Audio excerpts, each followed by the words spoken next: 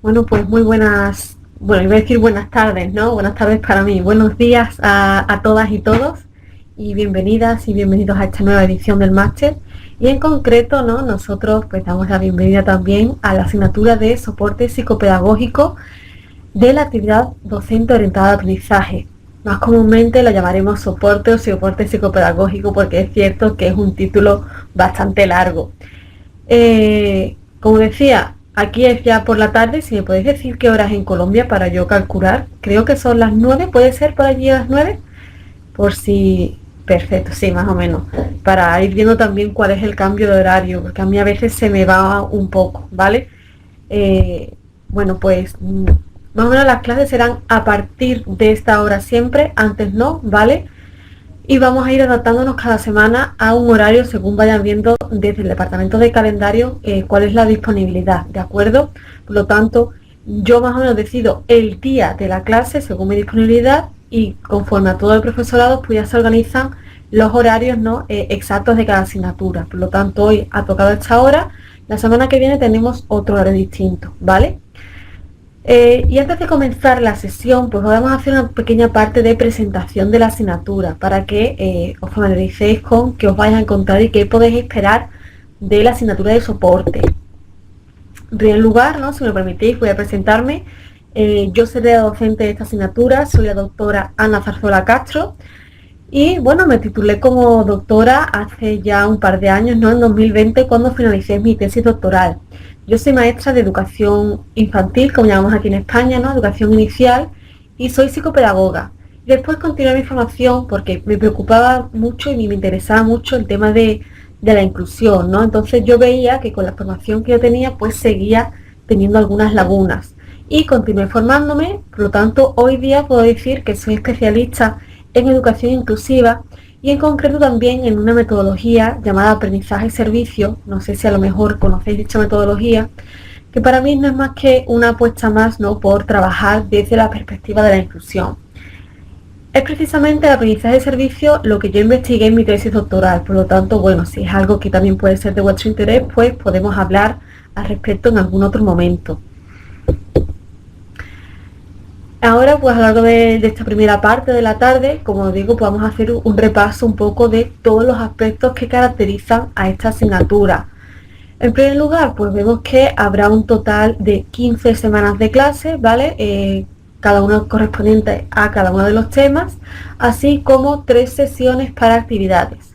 De una forma más concreta, vemos que en esta primera sesión será una sesión de presentación de la asignatura y comenzaremos ya con el primer tema y continuaremos trabajando los 12 temas de la asignatura junto a una sesión de cierre que veremos de forma conjunta también en la última sesión, así como 3 sesiones donde explicaremos las diferentes actividades que tenemos en la asignatura.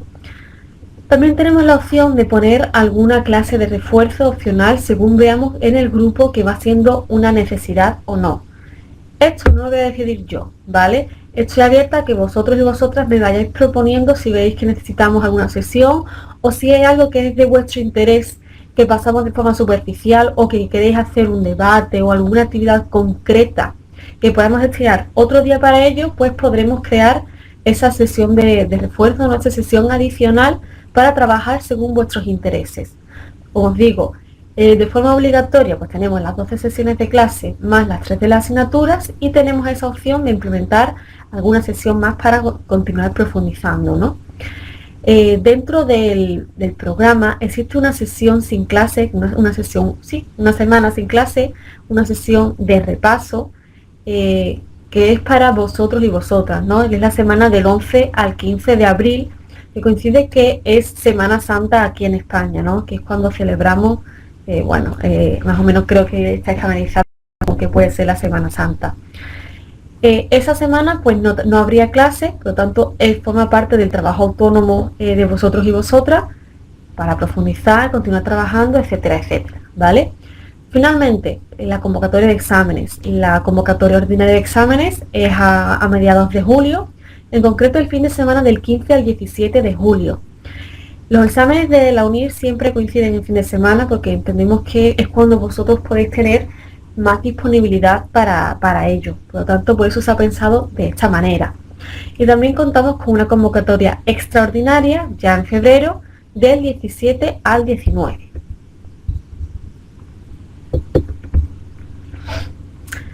Y hablando de ese examen, ¿cómo será esa evaluación, ¿no? En el máster trabajamos mucho pues, evaluación por competencias, por lo tanto iremos profundizando en todo esto a lo largo de la asignatura.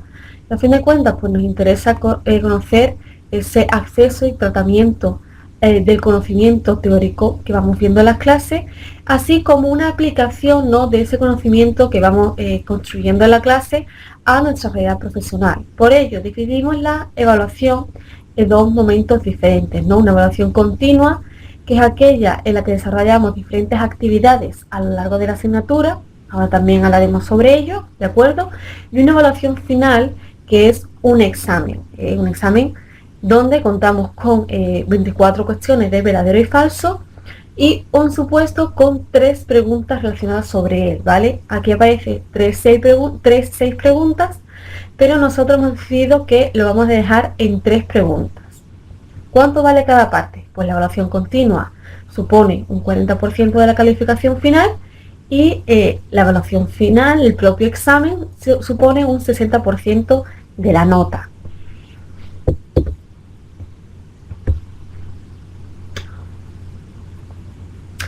¿Qué esperamos, no? ¿Qué pretendemos conseguir con esta asignatura? Bueno, pues la finalidad no es otra que ir desarrollando una metodología de aula que garantice el aprendizaje del alumnado, ¿no? O que posibilite el aprendizaje del alumnado en la medida de las posibilidades. Para ello, bueno, nos proponemos como objetivo conocer y analizar las pautas metodológicas que actúan sobre los procesos de aprendizaje y cómo podemos aplicarlo esto en el aula.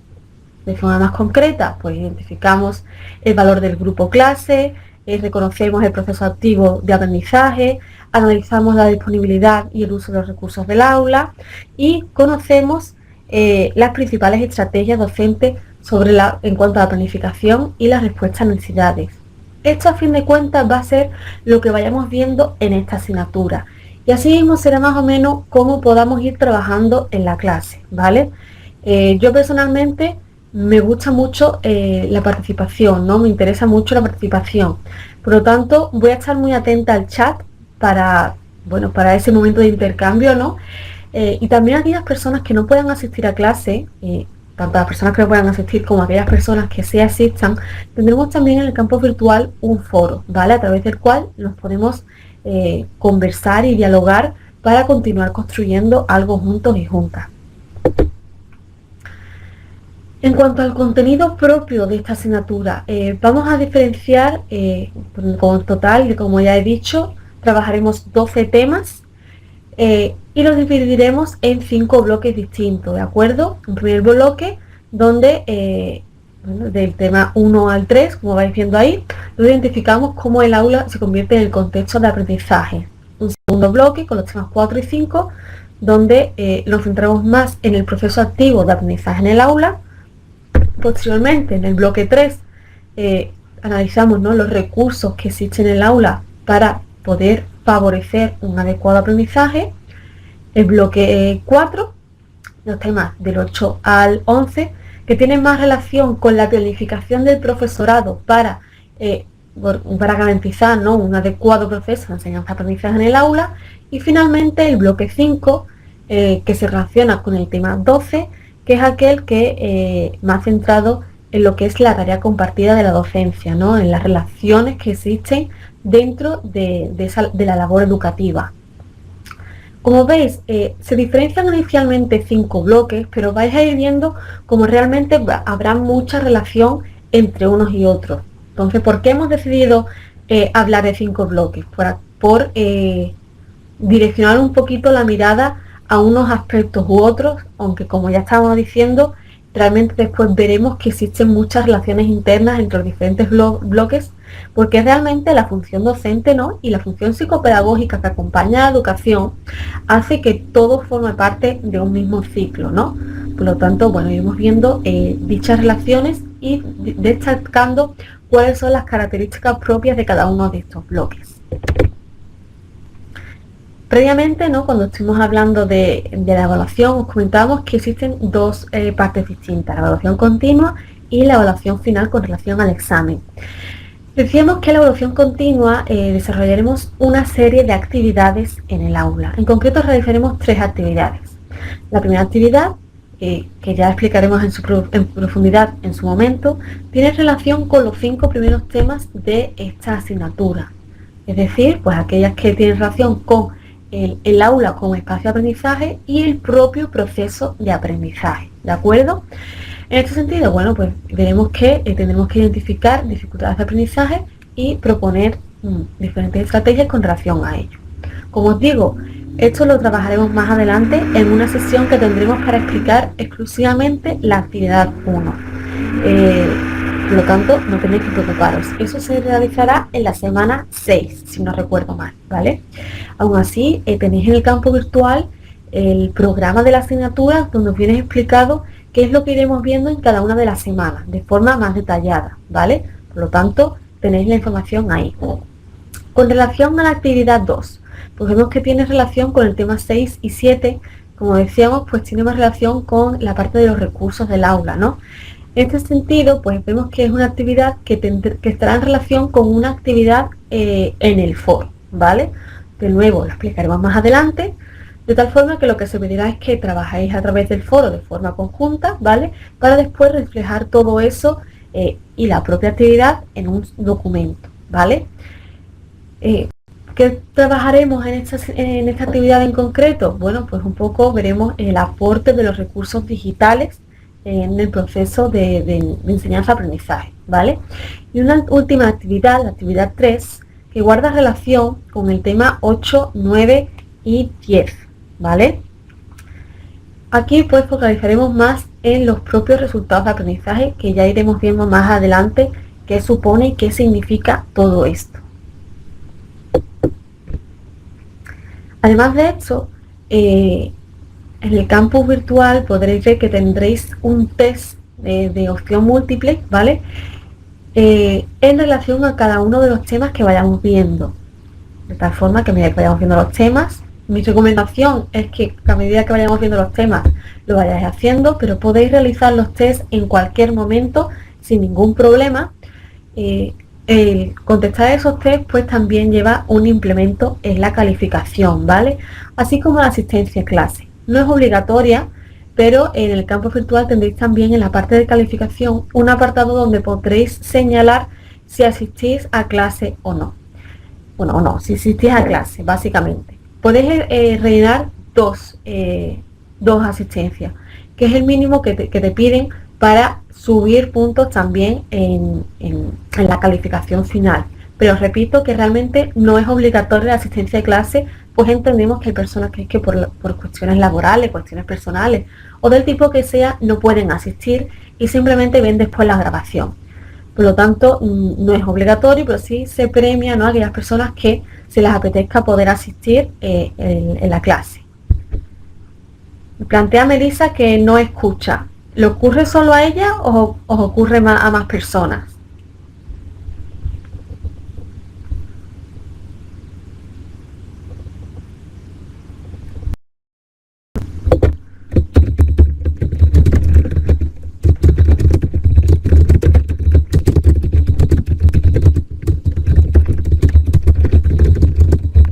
Vale, le estaba escribiendo, ¿no?, para que pruebe a salir y entrar de nuevo en caso de que sea problema suyo. Si os parece, ahora si queréis os enseño el campo virtual por si no estáis familiarizados del todo, para que veáis dónde está cada cosa en cada apartado, ¿vale? Y ahí os puedo indicar exactamente dónde se puede apuntar la asistencia, ¿de acuerdo?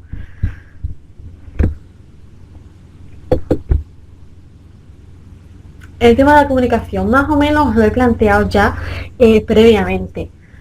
Para mí la comunicación es algo muy importante y también es algo que intentamos favorecer dentro del máster, ¿de acuerdo? Por lo tanto, la participación en clase pues la realizaremos a través del chat y de vez en cuando intentaré proponer algunas dinámicas para favorecer dicha participación, ¿vale? De nuevo, el Es verdad que la plataforma nos supone una pequeña limitación a la hora de trabajar de forma cooperativa, pero vamos a intentar que esto no suponga una dificultad y salvar las distancias, ¿no? Por así decirlo, y que podamos trabajar de una forma más cercana. Por su parte, también en el foro tenemos una parte que se llama Pregunta a la profesora Ana Zarzuela, algo así lo he llamado, donde podréis ir reflejando ahí todas las dudas que tengáis, así como subir información del tipo que queráis, cosas que a lo mejor vayáis viendo y veis que tiene relación con la asignatura. Pues mira, he visto este vídeo y me ha recordado lo que vimos la semana pasada en clase. He leído este documento, me parece que es muy interesante. Cosas así que podamos a lo mejor continuar dialogando con aspectos relacionados con la asignatura a través del chat, ¿vale? Sí, Diana, la clase de hoy ya cuenta también como asistencia porque ya hoy trabajamos la presentación de la asignatura y el primer tema, por lo tanto ya cuenta como asistencia. En cuanto termine de explicar esta parte de la presentación, os enseño el campo virtual, ¿de acuerdo? Y ya os voy enseñando cada apartado de forma más detallada. Vale,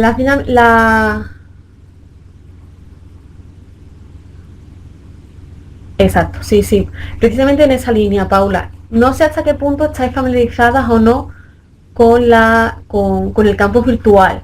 Por lo tanto, quiero trabajar un poquito quiero enseñaros más o menos aspectos que creo que es importante que conozcáis para que os sirva para finalizarlos un poco más. La clase de hoy, como máximo, como dice Eileen, dura hasta las 10:30. Vamos a intentar que a lo mejor dure un poquito menos por si tenéis otras responsabilidades. De todas formas, cada clase que vayamos viendo se queda grabada, de tal manera que después tenéis acceso a esa grabación para ver la clase. Esto viene bien tanto para las personas que están en clase y que se les apetezca volver a ver algunos aspectos, como aquellas personas que no pueden asistir o que tienen que llegar más tarde o que tienen que irse más temprano y quieran ver cómo ha ido la sesión, ¿vale? Esa grabación la tendréis también disponible todos vosotros y todas vosotras. En cuanto a qué iremos haciendo en cada una de las sesiones, pues iremos trabajando sobre las ideas principales de cada tema, que de todas formas yo os recomendaría que leyerais el tema en sí, porque yo aquí en la presentación recogeré aspectos esenciales, pero no en la misma profundidad que está en el tema, ¿vale? Porque será un poco de visión general de qué supone cada tema y centraremos en algunas dinámicas o algunos ejercicios que nos permitan comprender desde una perspectiva más práctica de qué es lo que está tratando ese tema en concreto, ¿de acuerdo? Por lo tanto, también favoreceremos, ¿no?, esa parte más de aplicación, más de práctica, y tenéis también un apartado de a fondo en cada uno de los temas donde aparecen más recursos. También viene aquí recogida, y esto ya os lo dejo un poco a vosotros, a vuestra elección, que al final de cada presentación de cada tema tengamos la opción de que recoja yo en una diapositiva algunas preguntas de verdadero y falso o algún supuesto que pueda tener relación con el contenido de ese tema en concreto, ¿vale? Vemos el tema y al finalizar os pongo unos ejemplos de test. Si os apetece, os lo puedo poner al finalizar cada uno de esos temas. Que no, pues ya en la clase que reservemos para la explicación del examen, que tendremos una, pues iremos viendo algunos ejemplos. ¿Qué os parece más cómodo? ¿Que al final de cada tema veamos algunos ejemplos de preguntas de cara al examen o dejarlo todo hacia el final de la asignatura?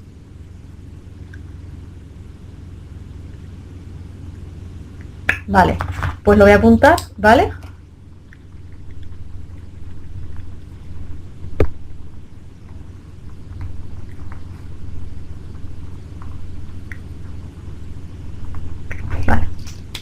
Apuntado, ¿vale? Como imaginaréis, la clase de hoy no lo he puesto, pero no os preocupéis porque la semana que viene os traigo las de ambas temas, si os parece, ¿vale? Uy, perdón, iba a estornudar y se me ha cortado. Y creo que hasta aquí, ¿vale? Es la parte de la presentación. Os voy a compartir ahora mi pantalla para enseñaros el campus virtual. Si me lo permitís. Aquí. Vale, creo que ahora estáis viendo mi pantalla, ¿de acuerdo? Esta es la imagen inicial, la página de inicio del campus virtual. Aquí en el apartado de temas tenéis el contenido de todos y cada uno de los temas de la asignatura. Por lo tanto, aquí es donde podéis consultar, como os decía, los temas que iremos viendo en cada semana. Aquí en la parte de programación semanal es donde se explica de forma detallada qué iremos trabajando en cada una de esas semanas, por si os apetece ir leyendo el tema a medida que vayamos viéndolo los contenidos, ¿vale? En la parte de archivos, y esta parte sí es importante, dentro de la carpeta de profesora Ana Zarzuela, ahora mismo no hay nada. Pero al finalizar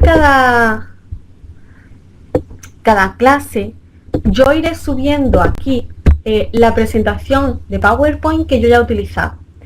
No me gusta subirla previamente porque para mí es importante que vayamos viendo que se trabaja en clase, ¿vale? Pero siempre vais a tener subidas en este apartado todo el material que hayamos utilizado en la clase para trabajar, ¿vale? Ya sean presentaciones, utilicemos documentos o lo que sea. Así como aquí también os subiré los documentos que vosotros y vosotras consideréis que son importantes. No sé, que hablamos a lo mejor sobre trabajo cooperativo, algunas estrategias de trabajo cooperativo. Pues Ana, esto me resulta muy interesante. ¿Podrías subir algún documento que profundice sobre esto? Pues yo lo buscaría y os lo subiría en este apartado, ¿vale? Como os digo, en archivos dentro de la carpeta profesora Ana Zarzuela. Aquí, en lecciones magistrales, veis que tenéis muchísimos vídeos que os permiten profundizar en más aspectos relacionados con los temas que hemos ido viendo, ¿vale? En clase en directo, de nuevo, es donde vamos viendo las clases y donde se quedan las sesiones grabadas, como han indicado algunos compañeros y compañeras en el chat, ¿vale? En el foro de discusión,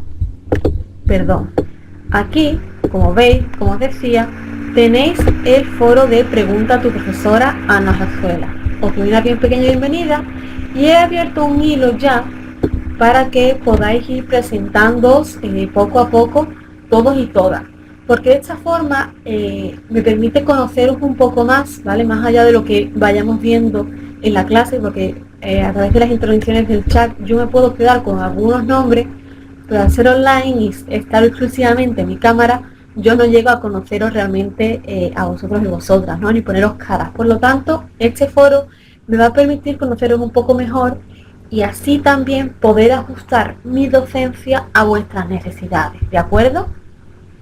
En el punto de tareas encontraremos, como os decía, las 3 actividades que iremos realizando, que son actividades que después hay que entregar, como alguien ha preguntado en el foro, las 2 asistencias a clase y los test relacionados con los 12 temas de la asignatura. Aquí en esa parte es donde vosotros y vosotras registráis la asistencia, ¿vale?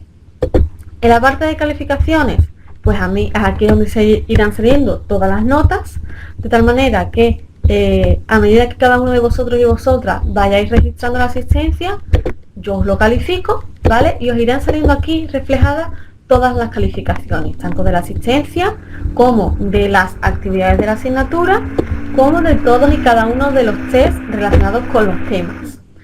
La asistencia, sinceramente, la califico con un 10 habitualmente. Si asistís a clase, simplemente os pongo el 10 y ya está, porque me parece que no tiene sentido poneros un 4, un 5, un 7 y calificar en qué medida estáis asistiendo a clase. Creo que la clase se asiste o no se asiste, por lo tanto no puedo poner una calificación numérica en ese sentido, y es por eso que decido pues poneros siempre la mayor calificación.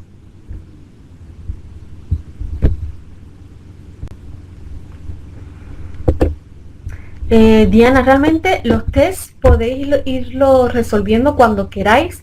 Yo aconsejo hacerlo a medida que vayamos viendo los temas, ¿Por qué? Porque te permite ver en clase los contenidos esenciales, tú profundizar en ese tema en concreto y ya responder al test.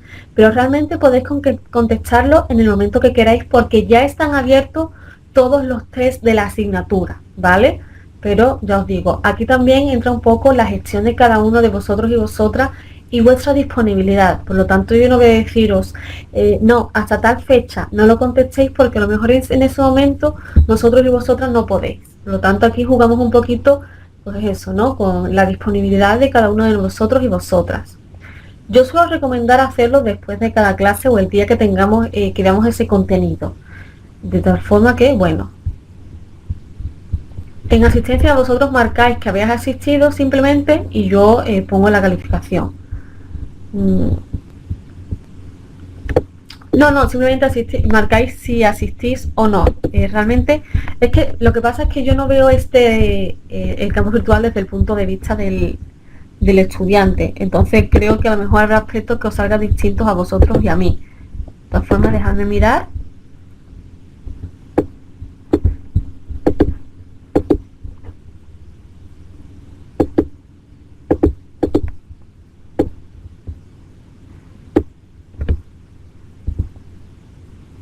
Sí, efectivamente, simplemente es con un comentario y ya está, ¿vale?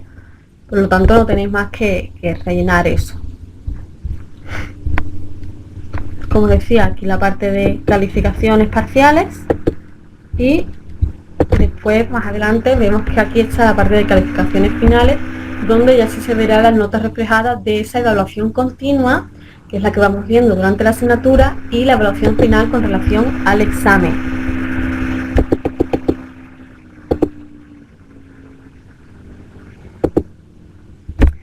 Gracias por la pregunta, Catherine, porque es cierto que eso no lo he respondido con relación a las actividades.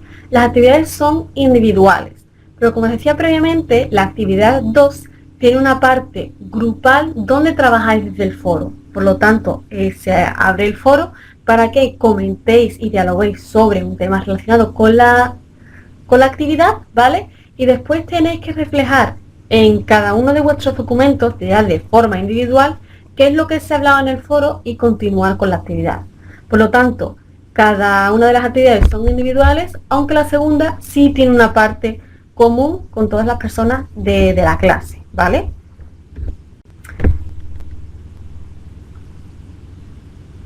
Cada clase es un solo tema, ¿de acuerdo? Ya os digo, a lo mejor el día que tengamos una clase más larga como la de hoy es porque hay presentación y clase o porque tenemos clase y cierre.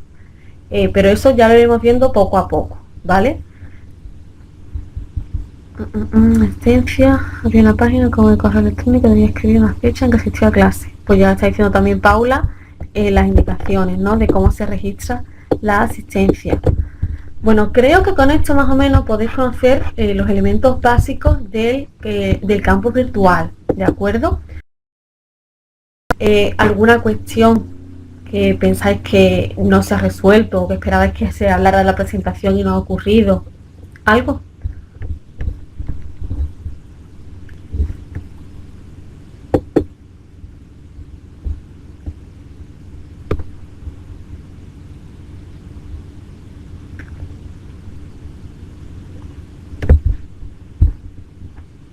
Los test creo recordar que tienen 3 intentos, ¿vale? Dos o 3 intentos seguro.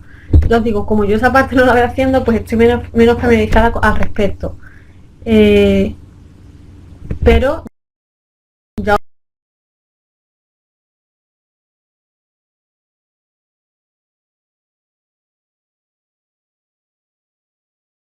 os digo que yo reviso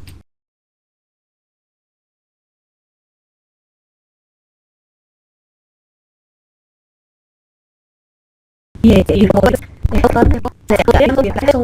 sí es cierto que la segunda actividad tiene una parte que sí se hace de forma grupal con todo el mundo en el foro, ¿vale? Por lo tanto, simplemente en esta parte del foro sí se hace de forma común, que no tenemos que quedar con nadie porque entendemos que, de nuevo, la disponibilidad de cada persona es distinta, de tal forma que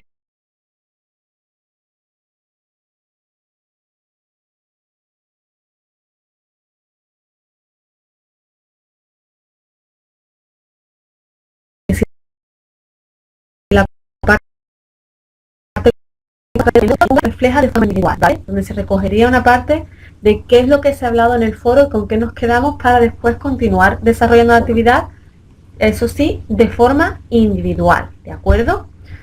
Esas 3 actividades, como os digo, sí, sí hay que entregarlas, respondiendo un poco a la pregunta de Mayeli, corrígeme si me equivoco con tu nombre, ¿vale? Entonces, por lo tanto, esas 3 actividades, yo os digo, tendremos una sesión donde explicamos que la actividad, daremos un plazo para realizarla y entregarla, y después existe otro plazo para yo corregirla. Por lo tanto, no os preocupéis, que todo esto lo iremos explicando poco a poco.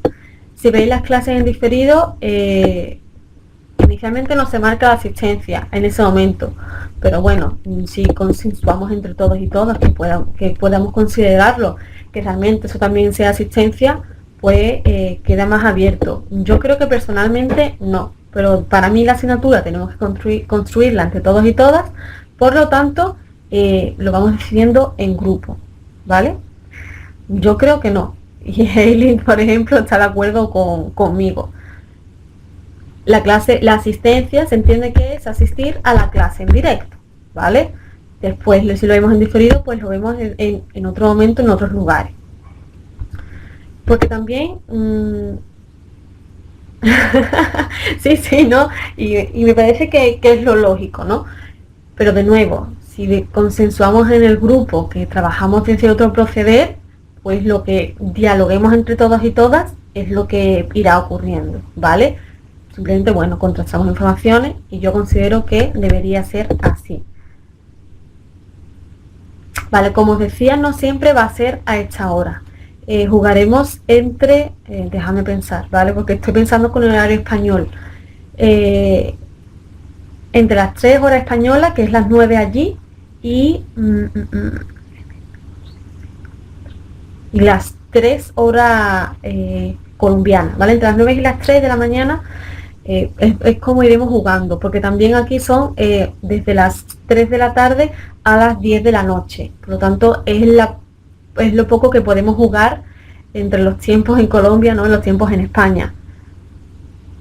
No, es que ahora mismo no tengo ninguna presentación, Sandra, disculpa. Como ya hemos terminado de presentar la asignatura, estamos cerrando el diálogo para abrir ahora la presentación del primer tema, ¿vale? Como decía, la asistencia no es obligatoria, ¿vale? Por lo tanto, no hay que preocuparse al respecto. Yo sí, personalmente es verdad que yo sí soy rigurosa con respecto a APA 7, por lo tanto, si veis que necesitéis que suba a la parte de archivos algún documento donde se explique la normativa APA 7, yo lo hago sin problema, o si tenéis ya algún documento, como veáis, ¿vale? Sobre todo nos va a hacer falta, lo subo. Nos va a hacer falta sobre todo de cara a las 3 actividades, ¿vale? Vale, busco el documento APA 7 y lo subo a la carpeta de archivos, ¿vale? Como veis, voy apuntando de vez en cuando muchas cosas para yo acordarme. Sí, ya os digo, yo en cuanto termino la clase, subo todos los documentos, tanto la presentación que utilicemos, como la normativa APA que hemos consensuado, etcétera, etcétera, ¿vale? Bueno, si hemos finalizado, ¿no?, estos aspectos más generales de la asignatura, vamos a comenzar a trabajar en el contenido del primer tema. El primer tema se titula El aula como escenario de aprendizaje, el clima y la predisposición al aprendizaje, efectivamente, ¿no?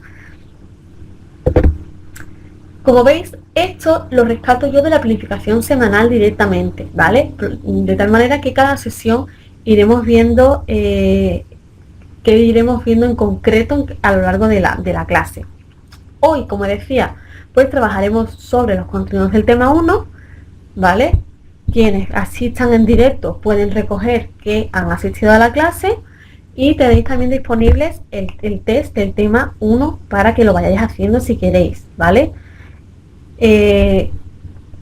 Dicho esto, iremos viendo 4 bloques, ¿no?, a lo largo de la sesión, un poco relacionado con el entorno de aprendizaje, el aula, los diferentes espacios y el aprendizaje más allá del aula.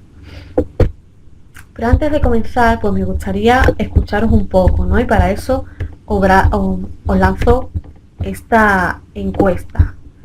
Un poquito, ¿no? Para profundizar en las ideas previas que tenéis sobre ello. ¿Cómo concebimos el aula como escenario de aprendizaje, ¿no? ¿Qué consideráis que es importante que vaya ocurriendo en el aula? Es la primera vez que utilizo esta herramienta, por lo tanto, no sé si podéis escribir ahí directamente. Si tenemos problemas, pues lo hacemos a través del chat.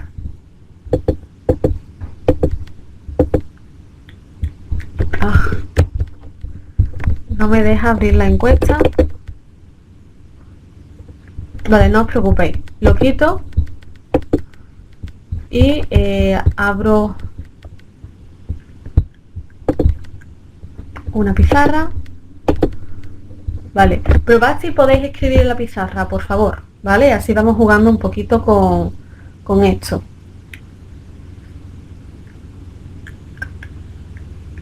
Perfecto, muchísimas gracias. Bueno, pues ir recogiendo aquí qué consideráis, ¿no?, que es esencial en el aula, cómo debe funcionar en un aula para que garanticemos el proceso de aprendizaje de nuestro alumnado. Si os vais fijando, aquí en la T podéis escribir en texto, ¿vale? La línea podéis pintar, etcétera, etcétera.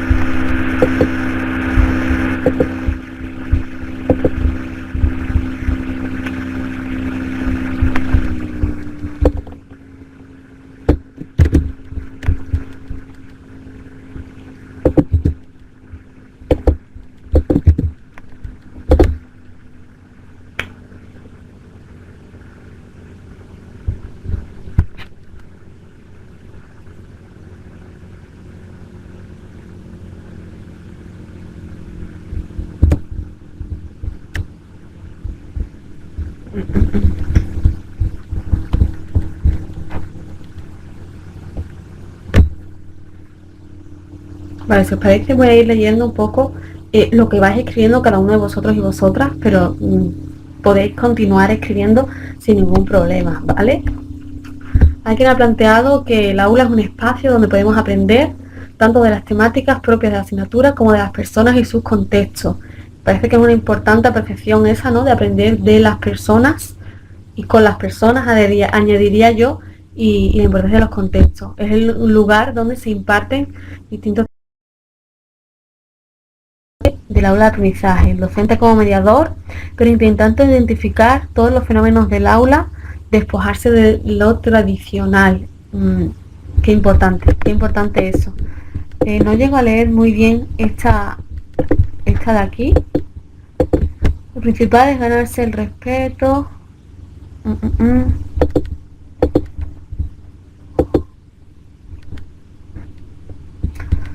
Es ganarse el respeto y el cariño de los estudiantes para poder llevar a cabo una metodología que queramos utilizar, ¿no? Conocer a nuestro alumnado para trabajar en el aula. El aula es el espacio donde se da el proceso de enseñanza-aprendizaje. Es por esta razón que se debe tener un buen clima y manejar diversas estrategias con el único propósito de que trabajemos conocimientos, ¿no? El aula es el epicentro del conocimiento. Qué interesante. ¿Pero es el único espacio de conocimiento? Planteo yo así, ¿no? Vais a ver cómo realmente yo voy a ir leyendo y os voy a ir lanzando muchas preguntas de vuelta. Disculpadme, ¿no? Pero es verdad que trabajo mucho a través de plantear conflicto, ¿no?, cognitivo, lanzar preguntas para invitar a la reflexión. Creo que es algo que nos invita a continuar pensando, ¿no?, lo que va ocurriendo y nos ayuda.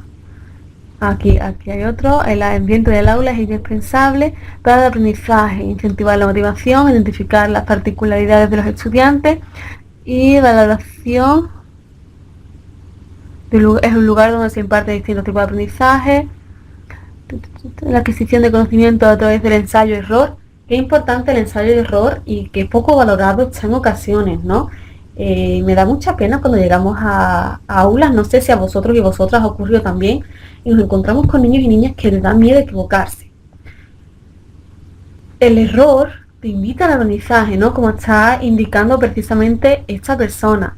No, profesora, no es el único escenario, todos los contextos donde participa el ser humano son fuentes de conocimiento. Para retomo ahí.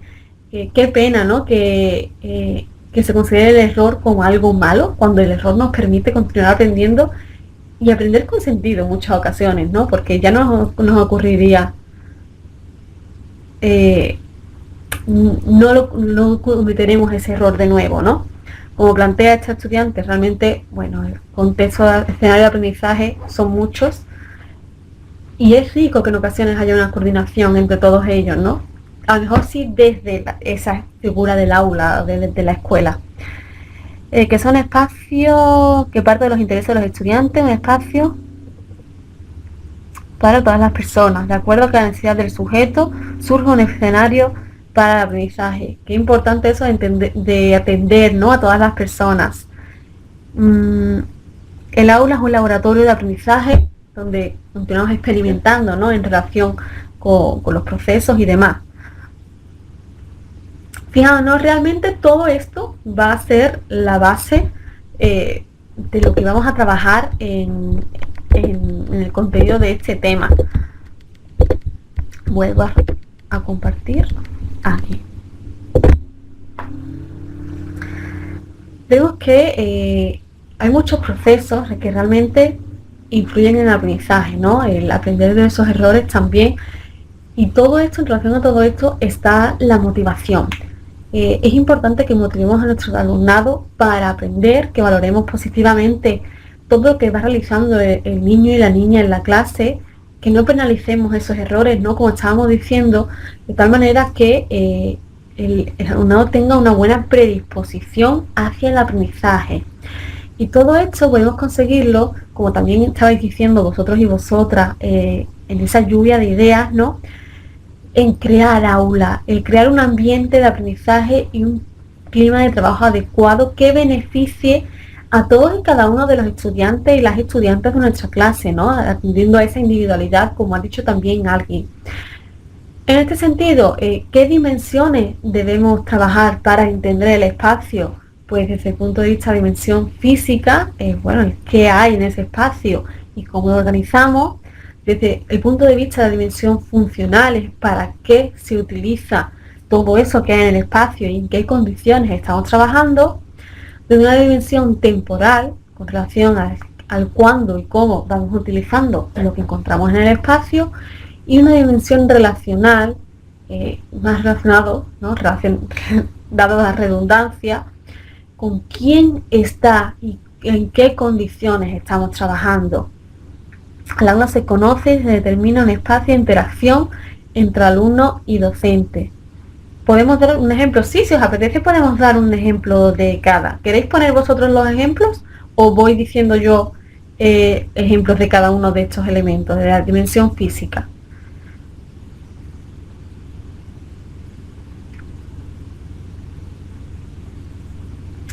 Fijaos, lo que estaba planteando Laura previamente, ¿no? De la relación alumno-docente, totalmente de acuerdo, es algo fundamental y además es algo que veremos en más profundidad, ¿no? En el siguiente tema.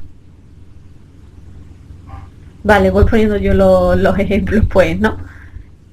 Ah, mira, Liliana nos está dando ya algunos.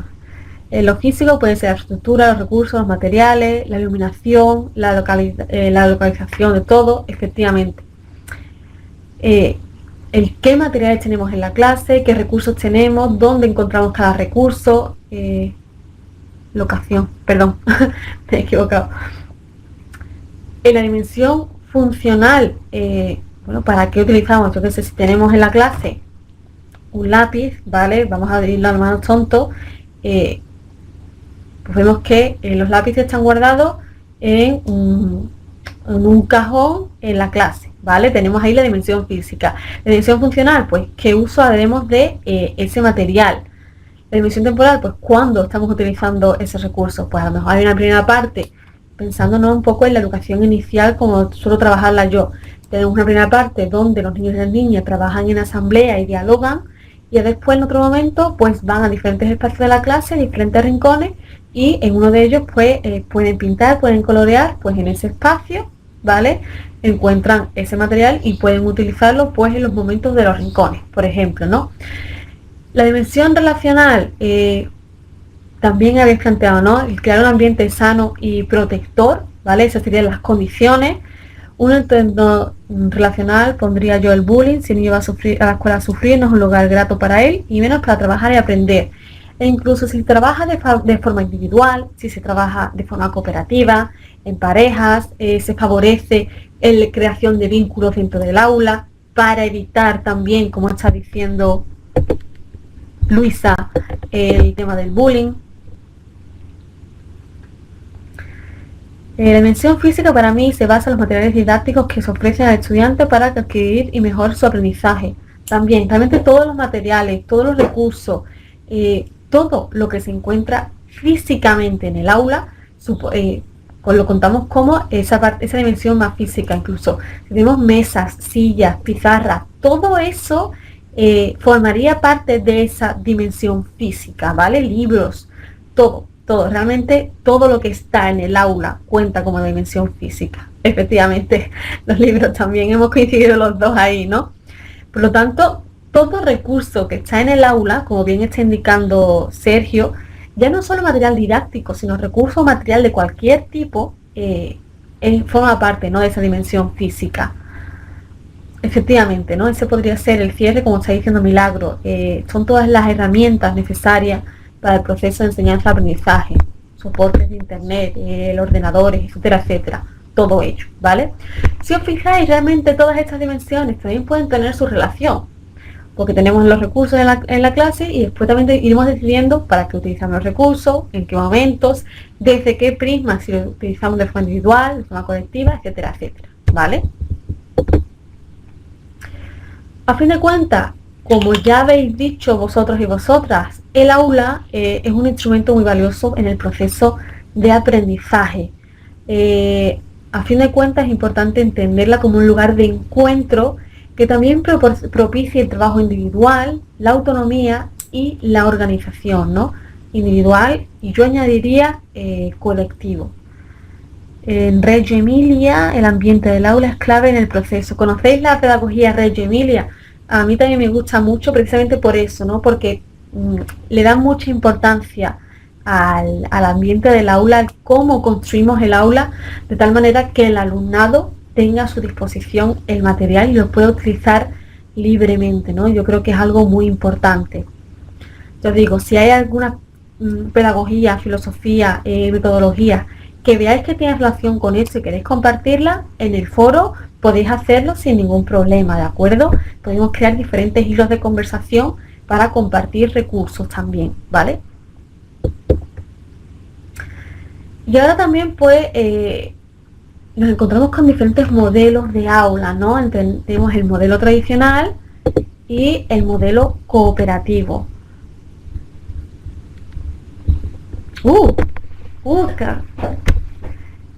Paula ha hecho un comentario. El aula solo se debe entender como la planta física.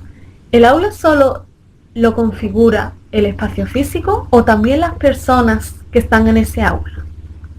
Lanzo preguntas, ¿vale?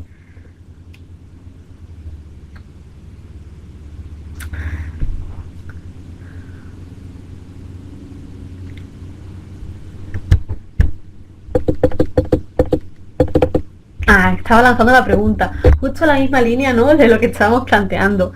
Vale, contestando un poquito entonces a Paula, ¿no?, y a esa duda que se han quitado. Yo concebiría el aula en los dos aspectos, ¿no?, en el plano físico del aula y en el plano relacional. ¿Por qué? Porque a lo mejor yo puedo tener, pensando, ¿no?, desde el aula tradicional, ahora profundizamos en eso. Puedo tener físicamente, no la tradicional, pero yo puedo intentar también... es que, fijaos, ¿no? Permitidme, lo voy a cambiar. No voy a contestarte directamente. Para un momentito el compartir. Y no. compartir una pizarra nueva. Aquí una imagen de un aula tradicional y aquí una imagen de un aula cooperativa, ¿vale? Nuestra intención pedagógica y lo que queremos propiciar en ese aula nos llevará a configurar un espacio físico en una dirección u otra, ¿vale? En el aula tradicional, como vemos, sí,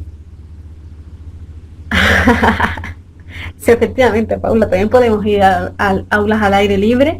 De hecho, aquí en España tenemos aulas bosque, ¿no? Que también podemos profundizar en ese sentido en otro momento.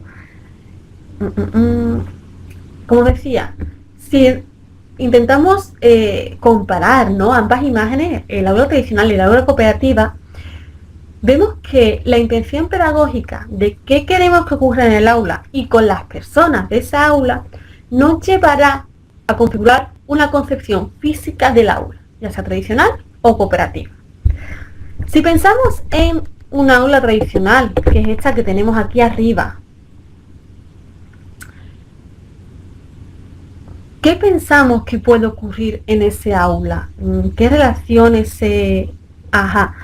Luisa plantea, la primera observamos al docente y lo que imparte en el aula. La segunda, trabajamos cooperativamente, el maestro va por cada grupo y es un apoyo. Voy a abrir aquí una hoja de notas.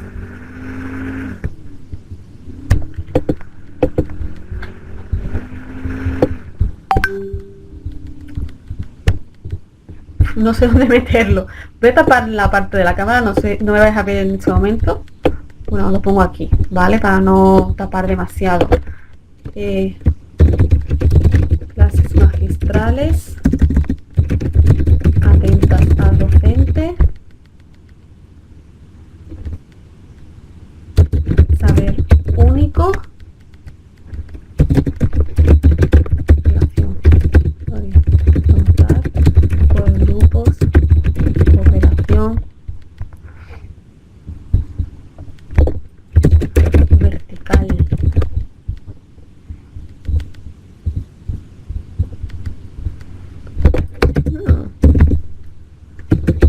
Objetivo docente. Aburrimiento.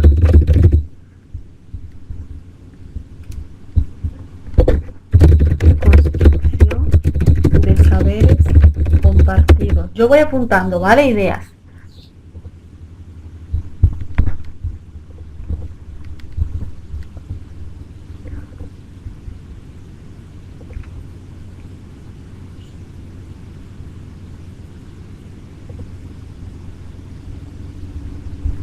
Apoyo también.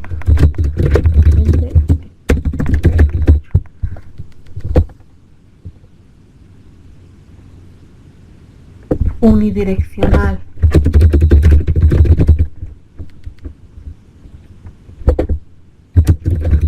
Trabajo en equipo.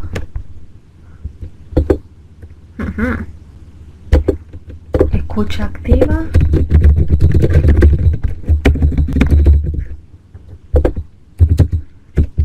Estudiante pasivo.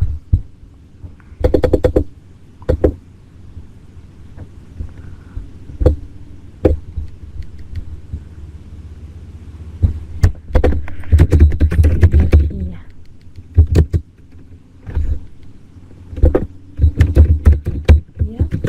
Acompañante. Activos, aprendizaje autodirigido. Fijaos, ¿no? Va haciendo cosas que son muy interesantes y que realmente permiten contestar, ¿no?, a esa pregunta que lanzaba Paula inicialmente. El aula, significatividad. El aula no solo significa esa configuración física, sino es la configuración física, las personas que ocurren allí y las intenciones, ¿no?, pedagógicas. Porque ahora no recuerdo realmente quién ha sido, ha marcado, y lo he puesto aquí con asteriscos, que realmente la configuración de aula depende de los objetivos docentes, ¿no? Componer un ambiente tranquilo entre docente y estudiante, el cual empleo adecuado. Te lo rescato, Sergio, directamente. El objetivo docente influye, y yo iría más allá, ya no solo el objetivo, sino cómo ese docente o esa docente considere la educación, ¿vale? Me lo voy a intentar llevar a mí. Realmente a mí no me parece nada atractiva esa educación tradicional. Aquí estoy opinando como Ana, ¿vale? Os estoy dando una opinión. Y por lo que os voy leyendo, realmente creo que lo compartimos. Para mí la educación tradicional no es para nada atractiva, ¿no? Por eso precisamente que estabais indicando vosotros y vosotras. Hay control, es aburrida, es unidireccional, el alumnado es pasivo, el profesorado es el que lo sabe todo, absolutamente todo. No, es vertical y nos dedicamos a las clases magistrales, etcétera, etcétera. Pero frente a esto, yo considero que la educación, quien realmente, si estamos centrando en el proceso de aprendizaje, quien tiene valor dentro de esas aulas no es el profesorado. Porque para mí, como bien estoy diciendo, el profesorado, rescato Paula,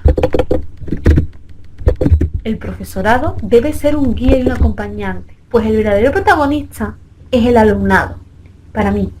De tal forma que si partimos de sus inquietudes, de sus intereses, de sus necesidades, de qué quieren construir,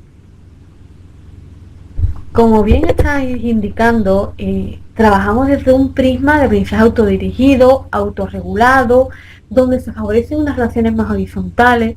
Por lo tanto, si yo considero, ¿no?, que lo importante en educación y mi objetivo como docente es construir personas autónomas, independientes, críticas, debo favorecer una distribución de aulas que también responda a todo eso, ¿no?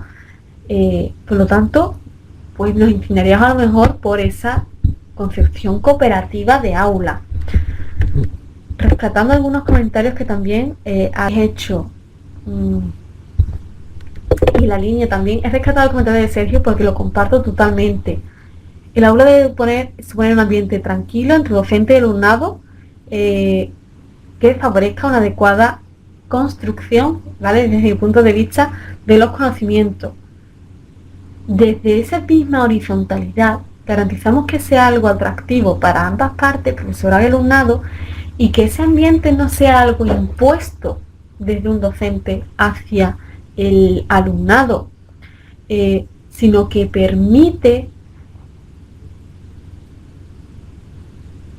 rescato otra vez, que no es algo impuesto desde el profesorado hacia el alumnado, en plan, esta es vuestra clase, os tenéis que conformar con ella y punto.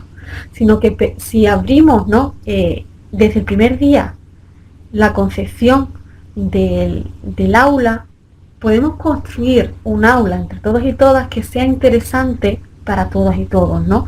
Por lo tanto, ese ambiente, pues lo podemos construir también desde esa horizontalidad. Ahora voy a ir a Paula, pero antes creo que ha ocurrido algo aquí. Difiero, si el maestro no motiva, alimenta a sus estudiantes, no lograría que los estudiantes se motiven para aprender. Creo que ambos son protagonistas. Yo creo que es diferentes roles. Para mí realmente el protagonista del proceso de aprendizaje es el alumnado, porque si no quieres aprender, no vas a hacerlo. Por mucho que tu profesor o tu profesora esté ahí para ti, sí es cierto que tenemos una gran responsabilidad de cuanto a motivación, ahí estoy muy de acuerdo contigo, pero nuestra finalidad última, para mí, ¿vale?, es que el alumnado llegue a encontrar su propia motivación. Evidentemente, al principio es un proceso mucho más acompañado, por eso para mí es muy importante esa figura del acompañamiento docente, pero que poco a poco iremos soltando, ¿no?, y que el alumnado pueda apropiarse más de ese proceso de aprendizaje, como también habéis ido en algunas partes. Yo creo que como docentes somos diversos en modelos pedagógicos, vamos de un modelo a otro variando las clases. La mayoría docentes no nos casamos con un solo modelo. Además, esto también cambia según el perfil de cada grupo. Creo que estoy de acuerdo aquí estoy yo de acuerdo con Luisa a medias. Yo creo que sí tengo un modelo pedagógico, pero sí es cierto que tenemos que ajustarnos en todo momento a cada grupo. Totalmente de acuerdo, ¿vale? Claro, entonces eso nos va a hacer tirar más para un lado que para otro, ¿no? Comunicar, compartir e innovar. Me quedo con esas tres palabras, porque para mí son claves, ¿no? Tanto el profesor como el estudiante son actores activos de este proceso, ambos tienen importancia, de ello depende que sea exitosa la clase impartida. Creo que me he explicado mal, ¿vale? Yo no estoy diciendo que el papel de docente no sea relevante, sino que tiene que ser distinto a ese del modelo tradicional donde solo el docente tiene el saber, ¿vale? Y es lo que está intentando haceros ver desde ese enfrentamiento del aula tradicional y cooperativa. Estoy de acuerdo con que el docente es importante, pero realmente hoy día el conocimiento no lo tiene el profesorado. En un móvil, en un ordenador, en un libro, ahí encontramos el conocimiento. Por lo tanto, yo creo, ¿vale? Y enlazo sí con ustedes con la importancia del docente, que la importancia del docente hoy día, teniendo en cuenta la cantidad de recursos que tenemos en nuestro entorno, va más dirigida hacia, no tanto hacia impartir de forma teórica el conocimiento, como a construir de forma crítica ese conocimiento. Tenemos muchas fuentes de información y llega al alumnado, vale. Pero de todo eso, ¿qué es verdad? ¿Qué es mentira? ¿Qué es relevante? ¿Y qué tiene sentido? ¿No? Entonces ahí es donde sí entra en juego mucho nuestra función docente. Pero que yo diga que la función del profesorado es de acompañante, guía, apoyo, ¿vale? Utiliza los tres elementos, no significa que no esté presente, que deja hacer y punto. No, porque sí es cierto que es importante que esa figura esté ahí, ¿vale? Pero ya no es una construcción individual de la clase donde el profesor construye y escupe, sino que entre todos y todas construimos algo y desde esa reflexión crítica vamos construyendo el conocimiento. El conocimiento está basado en la motivación del estudiante entre el aula de la clase,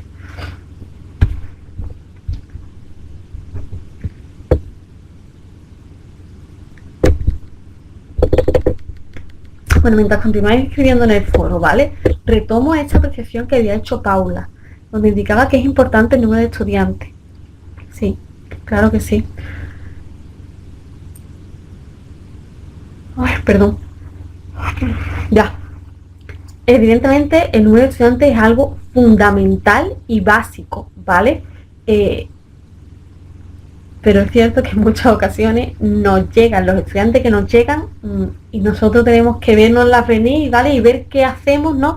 Con esa clase. Y como también estaba diciendo previamente en el foro, cada estudiante que llega puede ser de su padre y de su madre. Por lo tanto, es verdad que ahí nuestra función, creo que tenemos mucha labor de mediación también, ¿no? Pero bueno, es cierto que lo ideal sería una ratio más reducida, ¿vale? Es lo que voy a preguntar ahora. Más o menos, ¿cuántos estudiantes podéis tener en las clases en Colombia? En España nos movemos entre... en España nos movemos entre 25 y 30. Y ya nos parece mucho, así que... me parece que eso es desorbitado directamente. Muy, muy, muy grandes, sí. Depende también del colegio privado o público. Aquí sí más o menos se equiparan en público y privado los mismos números de estudiantes, ¿vale? En torno a los 30. Comprendo, ¿no? Aquí en vuestro caso los privados tienen menos número de estudiantes por las clases. Quiero retomar una apreciación. Vale, por favor no sintáis que intento entrar en conflicto. Simplemente para mí algunas apreciaciones. Paula me planteaba que el profe en el aula tradicional también construye el conocimiento y yo creo que en el aula tradicional se transmiten los conocimientos, ¿no? Precisamente por esa apreciación que ella misma dice. En la cooperativa los niños y las niñas tendrían la posibilidad de exponer sus ideas, por lo tanto desde esa confrontación de ideas es desde donde se construye algo común. En la concepción tradicional, si el profe va contando, va transmitiendo esos conocimientos. Estas apreciaciones las hago yo, ¿vale? Porque para mí es importante a la hora de utilizar el lenguaje. Y si me permite dejar unas diferencias más claras entre el modelo tradicional y el modelo cooperativo. Si bien es cierto que no existe lo 100% tradicional y no existe lo 100% cooperativo, que hay muchas ocasiones en las que se llega a hacer una híbrida entre ambas apreciaciones, ¿vale? Quito esto. Vale, voy a intentar ir avanzando porque no quiero tampoco robaros mucho más tiempo. En cuanto a las ratios, pues me parece que lo que manejáis allí llega a ser desorbitado en muchas ocasiones. Y que exista tal diferencia entre público y privado me parece descabellado. ¿Por qué? Porque se propicia que nos decantemos más hacia lo privado que hacia lo público. A las necesidades, ¿no? Pero bueno, ya os digo, eso lo comento todo, lo comparto todo desde mi posición de la educación inclusiva, ¿vale? Y desde la perspectiva de la que trabajo. ¿Sí? Comparto apreciaciones, pues alguien se siente identificado simplemente o va viendo cosas que sean distintas a su pensamiento habitual y le parezca interesante confrontar. El tipo de aula no está demarcada según la modalidad. El tipo de aula no está demarcada según la modalidad que empleen en los colegios. ¿Me puedes desarrollar un poquito eso un poquito más, Xiomara? Porque no sé exactamente a qué te refieres. Las zonas urbanas y rurales también hay una gran diferencia en Colombia. Aquí también en España. Fijaos, aquí en las zonas rurales, como hay tan pocos niños y niñas en las zonas rurales, hay muchos menos niños por cada clase y se mezclan las edades, ¿vale? Aquí, habitualmente en España cada clase es una edad distinta. Primero de primaria son 6 años, segundo de primaria son 7 años, así sucesivamente, ¿no? En la escuela rural, como, sí, más o menos como aquí, como está preguntando Luisa, que se trabaja la escuela nueva. Como hay pocos niños de cada una de las edades, se mezclan los niños en el aula y se trabajan de otras maneras, ¿no? Tal como estaba indicando Luisa. Paula piensa que el aula la construye el maestro y los estudiantes según necesidades que se den. Sería lo ideal. En Colombia también se llama escuela nueva o es solo grupo de todas las edades. Nosotros llamamos a eso educación internivelar, donde hay diferentes niveles tradicionalmente, ¿no?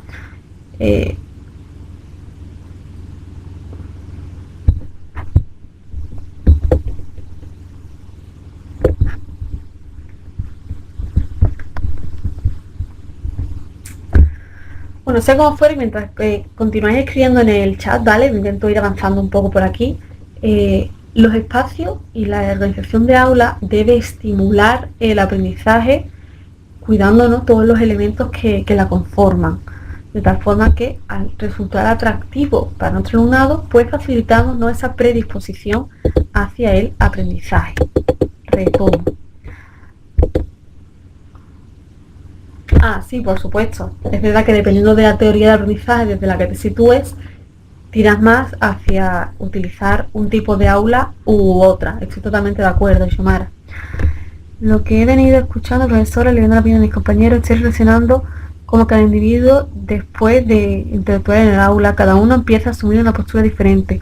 Su comportamiento cambia de acuerdo al interés de la clase, así como puede evidenciar conducta de desinterés asociados al entorno familiar del estudiante. Definitivamente el aula es muy importante. Y más allá, ¿no? Y más allá, yo creo que también ese entorno familiar también influye mucho en lo que ocurre dentro del aula. Y que realmente desde esa diversidad de posiciones también podemos aprender. No llegar nunca a unificar un criterio único, porque realmente después tenemos que responder a cada realidad individual, ¿no? Sino el mantener la balanza entre lo que se vive en la escuela, lo que se vive en el entorno familiar y en qué medida, ¿no? Podemos encontrar nexos de unión entre ambos espacios, que yo creo que es muy importante. Y muchas gracias por esa reflexión, porque creo que es un buen resumen de lo que se está planteando aquí, ¿no? Fijaos también, la organización de los espacios va a ser diferente, ¿no? Un poco en la línea de todo eso que estábamos hablando y de lo que estaba planteando Xiomara también, ¿no? E incluso esta última apreciación de Catherine. Los espacios pueden ser diferentes según la importancia que le demos a unos elementos u otros. Es decir, si centramos el espacio en el alumnado, si centramos el espacio en el conocimiento, Si centramos el espacio en la evaluación, si centramos el espacio en la comunidad, veremos que finalmente conseguiremos diferentes organizaciones de aula e incluso de centro, ¿vale? Dependiendo de dónde pongamos el foco. Si el centro de interés es el alumnado, a lo mejor tiraremos de esa configuración más cooperativa, ¿no? Que va un poco relacionado con lo que planteaba previamente Xiomara. Si lo importante es el estudiante, crearemos un aula alrededor de ese estudiante, por lo tanto cooperativo. Si lo importante es el conocimiento, a lo mejor tiramos más por un aula más tradicional. Depende también desde nuestra posición como docente, como decía Xiomara, ¿no? Si nos decantamos por el constructivismo o lo que sea. Si consideramos que el conocimiento, se construye a través de las interacciones de todas las personas, otra aula distinta. Si consideramos que es importante la comunidad, pues tendremos una aula abierta que participe todas las personas. Si la comunidad no es importante, aula cerrada, donde lo que ocurre aquí es lo único. Vemos que todo esto va a suponer diferentes organizaciones de aula, ¿no? A veces nos encontramos en colegios donde los directivos no permiten el desarrollo adecuado de estos espacios. También habría que incluirlo también, ¿no? En estas concepciones. Precisamente no por el que consideran cada uno de ellos importante unos elementos u otros. Las habilidades y destrezas de estudiantes son fundamentales para conseguir un aprendizaje motivador y continuo, totalmente. La disposición del estudiante para el aprendizaje depende de varios factores, entre ellos el familiar, que es muy importante porque es el lugar donde previene, sin dudar. El aula es como una bandeja llena de copas, debe haber un equilibrio entre los 4 espacios, procurando que no se incline solo para un lado. Sí, creo que es una buena conclusión, ¿no? Con relación a esta diapositiva, porque es importante todos esos elementos, ¿no? Y debemos ser capaces de encontrar un equilibrio entre ellos para construir un aula que realmente sea útil y sea rica para todo el mundo y para todas las finalidades que persigamos, ¿no? Las directrices pueden ser un limitante del aprendizaje, sin dudarlo. Por eso aquí en España hay muchas ocasiones en las que yo he escuchado decir a profesores, no, yo en cuanto tenga mi plaza, yo cierro mi puerta y lo que ocurre en la clase es cosa mía. Me da igual lo que diga la dirección o no diga. Y puedo entender esa forma de pensar en esa misma línea, ¿no? En el que cuando tú piensas diferente a la dirección del centro. Pero es cierto que a fin de cuentas es muy difícil ir a contracorriente en ese sentido y es importante encontrar espacios comunes. Por lo tanto, bueno, es verdad que es una lucha continua entre muchos espacios y muchos elementos. Los educadores debemos ser creativos por excelencia para poder llegar a un equilibrio. Sí, suspiro con cansancio porque realmente es así, ¿no?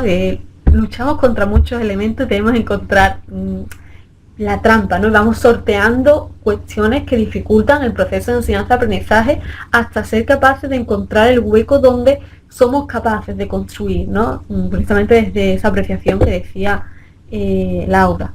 Los educadores debemos ser creativos. Me he vuelto a leer, perdón. Vale. Sí es cierto, ¿no?, que dentro de esa creatividad debemos tener en cuenta muchos elementos a la hora de configurar también el aula, ¿no? Entre ellos, bueno, pues la distribución de las mesas, la acústica, la iluminación, que son cositas que ya habéis ido mencionando vosotras, ventilación, temperatura del aula, los cambios de educación del alumnado, el mobiliario, las necesidades de nuestros estudiantes, de tal forma que todo esto hace que continuamos transformando nuestras aulas. Y es precisamente muy en la línea de lo que planteabais previamente, no recuerdo quién ha sido, tendré que buscarlo en el chat. No hay dos grupos clases iguales y como decíamos, tenemos nuestra posición pedagógica y nos la vemos venir cuando llega un grupo de estudiantes nuevos. Por lo tanto, sí es cierto que también esa aula hay que ajustarla y adaptarla a ese grupo de estudiantes.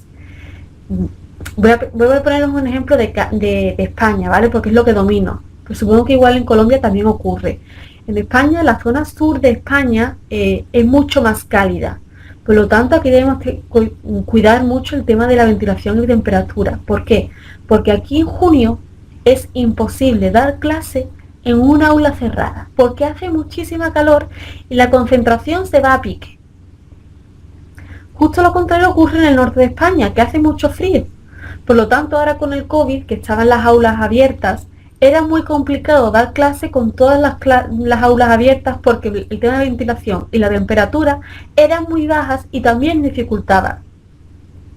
En otras zonas de, por ejemplo en Irlanda, que estuve trabajando en Irlanda una temporada, el tema de la iluminación. Durante el verano hay luz desde las 7 de la mañana hasta las 10 de la noche, por lo tanto hay luz durante todo el día. Pero en invierno era justo al contrario, desde las 9:30 hasta las 3:30 había luz. El resto de tiempo estábamos sin luz. Por lo tanto también era importante tener en cuenta esos elementos, ¿no?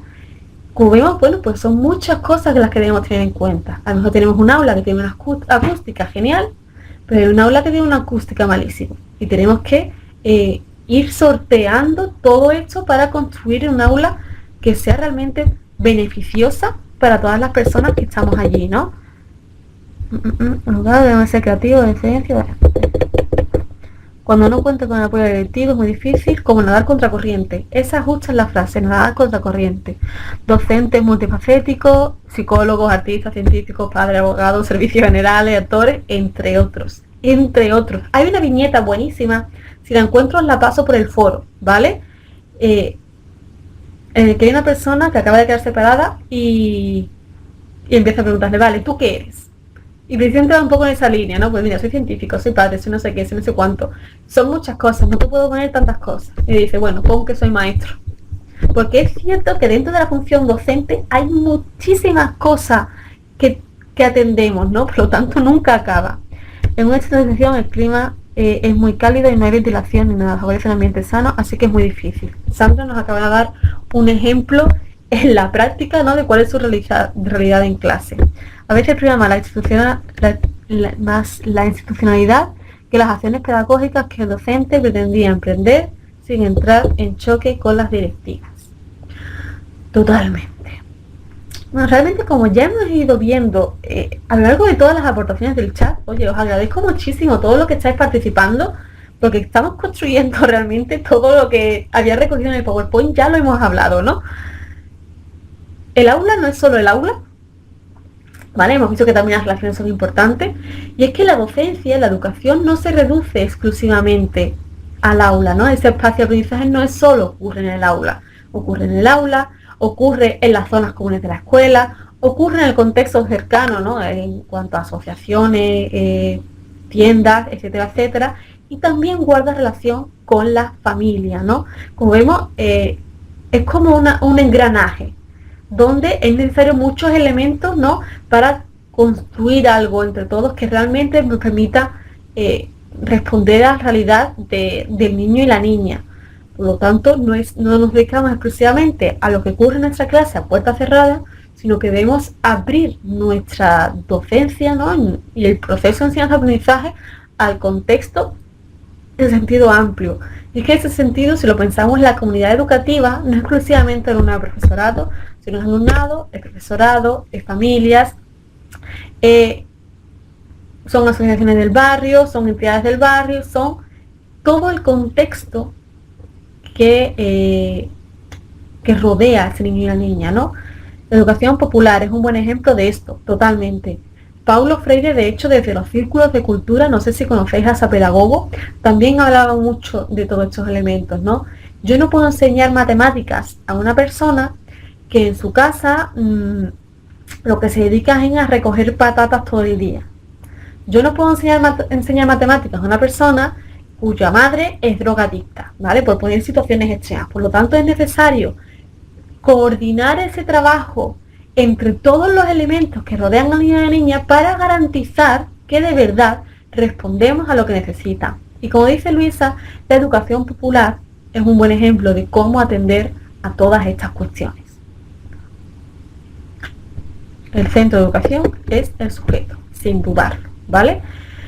Vale, hemos finalizado el tema, al final nos hemos aligerado, porque ya os digo que es que lo hemos hablado todo por el chat, por lo tanto, mil gracias por la clase de hoy, porque la he disfrutado muchísimo. En la aplicación práctica, ¿vale? Al final del tema, se habla sobre estos dos ejemplos.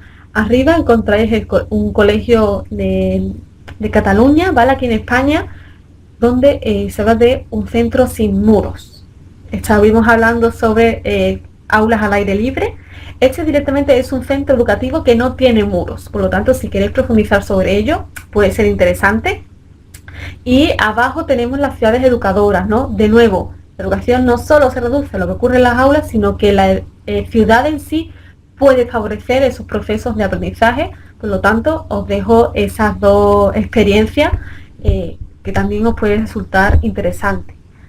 Como ya os venía diciendo, si además conocéis más experiencias que tengan relación con lo que hemos ido viendo hoy en el temario, podéis compartirlo en el foro, porque además os lo agradecería muchísimo. ¿Por qué? Porque yo continuaré aprendiendo desde vuestra experiencia.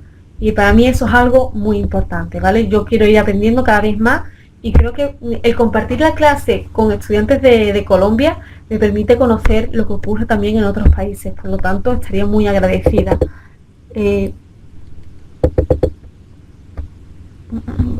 Antes de iros, no quiero que os vayáis, ¿vale? Voy a retomar esto y os digo una cosita de cada semana que viene. Gracias por los aportes. Es tan importante el diagnóstico de los estudiantes antes de iniciar. También. Es muy interesante. Educación al aire libre es importantísima. Jorge, ver el tema de la clase de hoy. Ahora subiré al campo virtual la clase de hoy, ¿vale? Y el tema, ya os digo, lo tenéis disponible en el campo virtual, podéis ir viéndolo cuando queráis. Me voy motivada para mi lugar de trabajo después de aprender el día de hoy. Gracias, profesores y compañeros. Gracias a todos vosotros, ya os lo digo. Coloque el link en el chat. Voy. Dame un momento. Link 1 y link 2. Ya os digo que todo esto lo subo al campo virtual, por lo tanto tendréis disponibles los enlaces para entrar cada vez que queráis. Importante, la semana que viene. Vamos a tener una clase doble, ¿vale? Disculpadme por ello, porque es que la semana siguiente tengo un congreso y me es imposible dar la clase. Por lo tanto, para que no lo perdáis, la semana que viene vamos a ver el tema 2, que tiene relación con las relaciones dentro del aula, como ya hemos planteando, y el tema 3, que tiene mucho que ver con la diversidad en el aula, ¿vale? Para ello, necesito que os leáis este texto, porque vamos a trabajar a través de las estrategias de tertulia dialógica. Os lo voy a subir también al campus, ¿vale? Para que lo tengáis disponible. En la carpeta de archivos os he subido el texto, ¿vale? Se llama Dos textos, porque Jorge no puede ir a la misma escuela que su hermano. Cuenta el caso de un chico con síndrome de Down, que por tener síndrome de Down, tiene que dejar de ir a la escuela donde habitualmente iba su hermano y buscarse otra distinta para poder atender a sus necesidades, ¿vale? Cindy, el test de verdadero y falso de ese tema os lo voy a subir, ¿vale? Y de todas formas lo vemos la semana que viene, si os parece bien, porque quería consultarlo primero con vosotros y vosotras, ¿vale? Así que eso, para la semana que viene veremos el tema 2 y el tema 3 y necesito que trabajemos sobre este texto para poder trabajar el tema, ¿vale? Vamos a crear una dinámica nueva llamada la tertulia dialógica, no sé si lo conocéis, es una de las experiencias de éxito de las comunidades de aprendizaje. De tal manera que leeros el documento y quedaos con algunos apartados que para vosotros sean relevantes, porque a partir de ahí construiremos el tema de las necesidades, de la diversidad en el aula, ¿vale? Así que, bueno, muchísimas gracias por vuestro tiempo. Muchísimas gracias por estar aquí. Entiendo que los horarios pueden ser complicados para todas las personas, por lo tanto, gracias por estar aquí. Y las personas que no han estado en directo, luego pueden verse la clase grabada y a través del foro plantear todas las dudas que tengáis. Igualmente, si a vosotros y vosotras os seguís con dudas, pues tenemos el foro para ello, ¿vale? El documento debéis leerlo y quedaros con algunas frases, ¿vale? Podéis marcarlas simplemente que a vosotros haya llamado la atención para dialogar, ¿no? Y debatir sobre por qué os ha llamado eso la atención, ¿vale? El texto está aquí compartido en la carpeta junto al chat. Aparece una cajetilla que se llama archivos. Ahí tenéis la presentación de la asignatura y el texto, ¿vale? De todas formas, tanto la presentación de la asignatura como el PowerPoint de este tema 1, como ese documento, lo voy a subir al campus virtual. La próxima clase es el martes que viene a las 8 horas española, 7, 6, 5, 4, 3, a las 2 en Colombia, ¿vale? Bueno, pues muchísimas gracias y que tengáis un buen día. Nos vemos la semana que viene. A la 1, perdón.